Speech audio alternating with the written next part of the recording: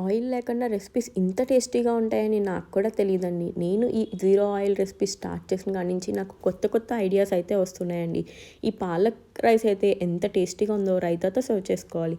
ఎలా చేసుకోవాలంటే first పాలక్ని boil చేసి పక్కన పెట్టుకుని రైస్ని కూడా వాష్ చేసి పక్కన పెట్టుకొని బాయిల్ చేసిన పాలక్ని పేస్ట్ చేసి పక్కన పెట్టుకోవాలి. ప్యాన్ మీద జీడిపప్పు బిర్యానీ స్పైసెస్ వేసుకొని లైట్గా ఫ్రై అయిన తర్వాత పచ్చిమిర్చి వేసుకోవాలి. ముందుగా పేస్ట్ చేసి పెట్టుకున్న పేస్ట్ వేసుకుని కొంచెం జింజర్ గార్లిక్ పేస్ట్ వేసుకుని గట్టిగా అయ్యే వరకు ఫ్రై చేసుకుని సాల్ట్, ధనియా పౌడర్, గరం మసాలా లైట్గా వేసుకుని ఇప్పుడు 1 గ్లాస్కి 2.5 గ్లాస్ వాటర్ వేసుకుని వాటర్ బాయిలింగ్కి వచ్చాక మనం ముందుగా కడిగి పెట్టుకున్న బియ్యం అలానే కొత్తిమీర వేసుకొని లో ఫ్లేమ్లో పెట్టుకొని కుక్ చేసుకోవాలి.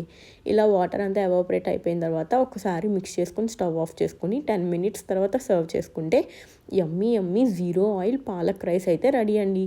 ఎంత టేస్టీగా ఉంటుందంటే కొంచెం కీరా రైతాతో సర్వ్ చేసుకుంటే సూపర్ ఉంటుంది. మీరు కూడా ట్రై చేసి కామెంట్